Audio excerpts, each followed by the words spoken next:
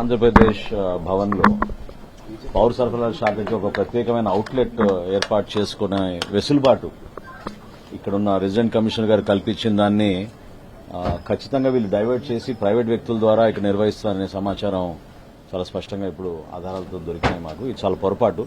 Civil supplies corporation నుంచి మేము కేవలం వినియోగదారులకి బియ్యమే కాకుండా అనేక ఇతర పదార్థాలు కూడా అమ్మాల్సిన అవసరం డెఫినెట్గా ఉంది, సరుకులు. సో అది గవర్నమెంట్ నుంచి మేము ఒక చక్కటి సర్వీస్ ప్రొవైడ్ చేయడానికి కోసం ఇక్కడ ఉన్న రెసిడెంట్ కమిషనర్ ఆంధ్రప్రదేశ్ భవన్ ఢిల్లీ మాకు ఒక అవకాశం కల్పించిన దాన్ని వీళ్ళు కేవలం ప్రస్తుతం అయితే బియ్యం ఒకటే నిలువ చూపిస్తున్నారు. స్టాక్ రిజిస్టర్ కూడా సరిగ్గా లేదు. దీనిపైన ఖచ్చితంగా ఇమీడియట్ యాక్షన్ తీసుకోవాలనుకున్నాం. ఎందుకంటే వేయింగ్ మెషిన్ కూడా పనిచేయడం లేదు. 25 కిలోలు చూపిస్తోంది, 26 కిలోల బస్తా. అది చట్టవిరుద్ధం. ఖచ్చితంగా వీళ్ళపైన యాక్షన్ తీసుకోవాలి. రెసిడెంట్ కమిషనర్ గారిని, అదేవిధంగా మా సివిల్ సప్లైస్ డిపార్ట్మెంట్ సెక్రటరీ గారిని అందరం కలిసి సందర్శించాం. కాబట్టి ఇమీడియట్గా ఈ షాప్ని ముందు మూసివేసి మేమే రేపటి రోజున డైరెక్ట్గా నడిపించే విధంగా మా వినియోగదారులందరికీ కూడా ఒక మంచి సర్వీస్ ప్రొవైడ్ చేసే విధంగా మేము కొన్ని చర్యలు తీసుకుంటాం. నాణ్యమైన సరుకు మంచి ధరలకి మనం గర్వపడే విధంగా ఆంధ్రప్రదేశ్ భవన్లో ఢిల్లీలో ఇటువంటి అవకాశం కల్పించినందుకు ప్రభుత్వానికి మేము ఒక మంచి ఎగ్జాంపుల్గా ఉండాలని మేము కోరుతున్నాం. డెఫినెట్గా ఆ విధంగా మేము సిద్ధమవుతాం.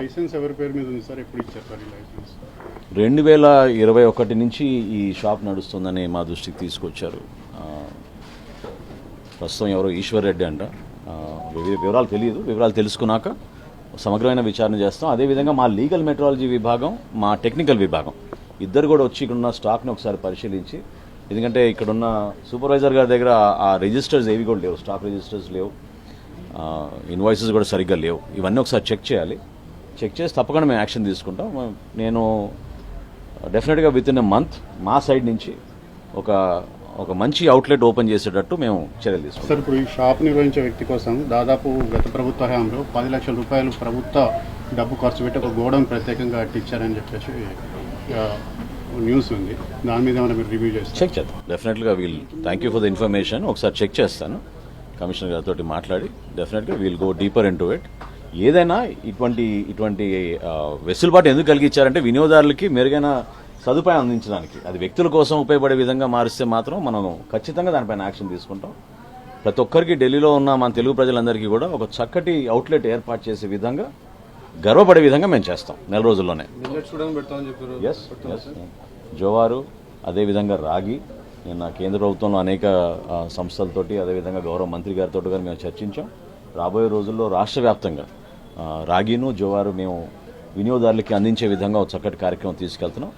ఈ ప్రాంగణంలో కూడా అదే విధంగా సౌకర్యాలు కల్పిస్తాం. సార్, ఇదంతా లీగల్గా జరుగుతుంది, ఇల్లీగల్గా జరుగుతుంది వ్యవహారం. ఇప్పుడు మీ దృష్టిలో ఏమొచ్చి అంటే నేనే షాక్ అయ్యాను. ఎందుకంటే AP civil supplies corporation board పెట్టి ఆంధ్రప్రదేశ్ రెసిడెంట్ కమిషనర్ గారు కూడా సివిల్ సప్లైస్ కార్పొరేషన్కి ఇచ్చారు. అది సో మా ఆధ్వర్యంలో జరగాలి, అది మా అధీనంలో జరగాలి. సో దాని వెనక ఎవరున్నారు ఏంటి ఆ సమాచారం తెప్పించుకుంటాం. ఖచ్చితంగా ఒక ప్రొఫెషనల్ విధానంలో నడిపించే విధంగా మంచి స్టాఫ్ ఇక్కడ ఏర్పాటు చేసి కార్పొరేషన్కి మంచి పేరే కాకుండా రాష్ట్ర ప్రభుత్వానికి మంచి పేరు తీసుకొచ్చే విధంగా మేము చేస్తాం. Okay, thank you.